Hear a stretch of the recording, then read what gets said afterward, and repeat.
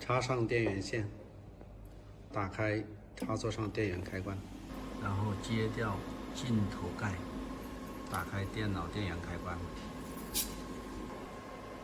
为了检验我们在运输过程中是否造成红光和实际出光的偏差，我们放一个金属名片。我们现在先画一个圆，点击圆，然后它四周有4个小点，然后我们可以拖动它，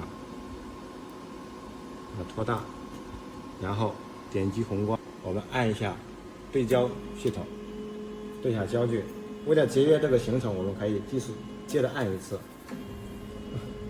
首先，我们确保红光在金属名片上面，然后我们点击停止，然后点标刻，按号点击标刻。我们可以连续标刻几次，使这个圈比较清晰一点。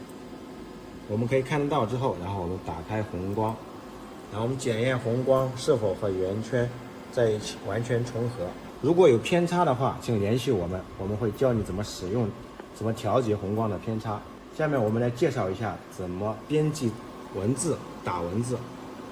点击文本，这一竖排是我们的做图工具，在这里输入我们想打的字。我们现在简单打一个公司的 logo TBK。好，我们输完 TBK 之后，点击 OK。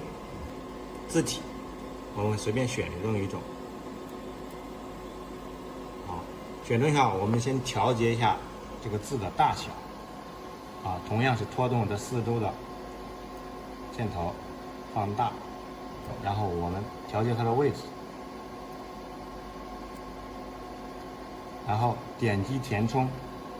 这里有一个，在它字旁边有一个 F 的图标，点击 F 图标，勾选启用，然后我们选择它的填充方式，这里选择弓形，然后我们这里可以修改填充的角度，打标角度，可以每次以45度角增加，你可以简单调节，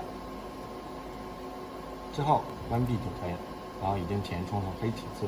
我们打开红光，确保字在这个金属名片上面，我们关掉，然后在这个位置我们可以调节它的速度与功率。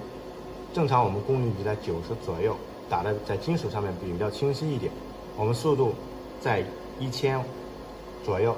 好，我们现在就可以点击标刻。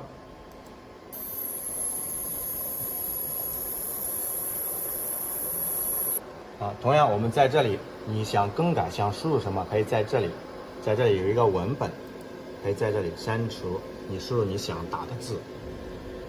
输完直接点一下，这样可以，你随便可以输入什么都可以。这里可以修改它的尺寸，